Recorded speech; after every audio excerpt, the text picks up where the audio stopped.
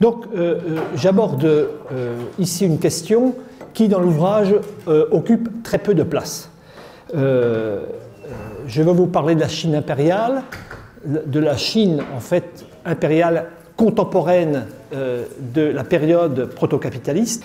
Je m'y arrête quand même pour comprendre ce qui permet à la Chine de résister à l'expansion européenne, pour signaler qu'elle fonctionne selon un mode, selon un dynamisme qui est fondamentalement différent de celui des sociétés européennes à l'époque, et évidemment aussi pour aborder cette question particulière, puisque me penchant sur le dynamisme historique de la Chine impériale, j'ai l'occasion de remarquer et de signaler qu'il s'y forme quelques-uns de manière embryonnaire et quelquefois plus qu'embryonnaire, quelques-uns des éléments qui auraient pu donner naissance et qui vont donner naissance à des prodromes de rapports capitalistes de production, et pourtant cette dynamique va bloquer ce développement proto-capitaliste embryonnaire et ne permettra pas à la Chine de donner naissance au capitalisme.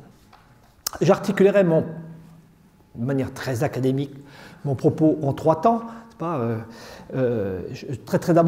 montrerai d'abord en quoi justement la Chine impériale contemporaine d'expansion européenne présente des conditions favorables et précoces de développement des rapports capitalistes de production. Puis, à partir de là, évidemment, se pose la question pourquoi est-ce que ce n'est pas aller au-delà de ces conditions favorables et précoces. Je signalerai la manière dont la question a été traitée pour l'essentiel jusqu'à présent, et je fournirai ensuite, loin de fournir, comme l'a suggéré généreusement Madame Boll, une réponse à la question, je dirais quelques éléments de réponse, parce que je ne suis absolument pas sinologue, je me suis aventuré sur un terrain qui n'est absolument pas le mien au départ. Simplement, il m'a semblé, quitte à se casser la figure, il aurait été malhonnête de ne pas poser la question et de ne pas la soumettre, cette question, aux hypothèses dominantes dans l'ensemble de l'étude, parce que vous verrez que, in fine, j'ai essayé de boucler la chose de telle manière à retomber sur mes pieds comme le vieux chat que je suis. La Chine impériale, rien ne semble s'opposer a priori à ce que les rapports capitalistes de production prennent non seulement forme, mais consistance, se mettent à s'articuler et peut-être à subvertir tout ce qui peut être non capitaliste en Chine. Alors pourquoi est-ce que ça ne s'est pas produit finalement ?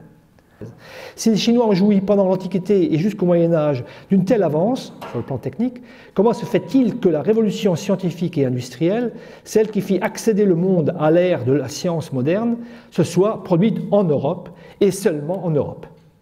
Et il reste évidemment face à la question parce qu'il ne parvient pas à la répondre.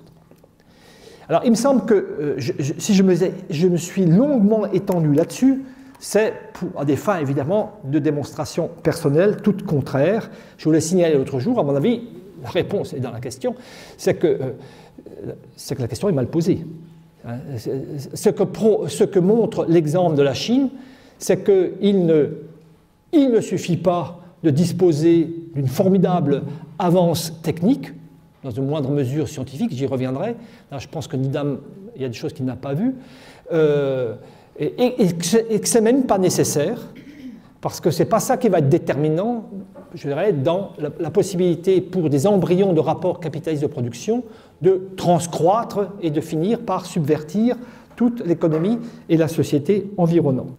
Donc, ma conclusion est simple, je dirais, pourquoi le capitalisme ne s'est pas développé en Chine? Mais tout simplement parce que la Chine impériale, du fait de la structure impériale, parce qu'évidemment, on voit bien qu'est en jeu ici la structure impériale, a tourné le dos à la mer, s'est concentré sur les terres. D'ailleurs, symboliquement et symptomatiquement, ça correspond au déplacement de la capitale traditionnelle qui est Nanjing vers Pékin, Beijing.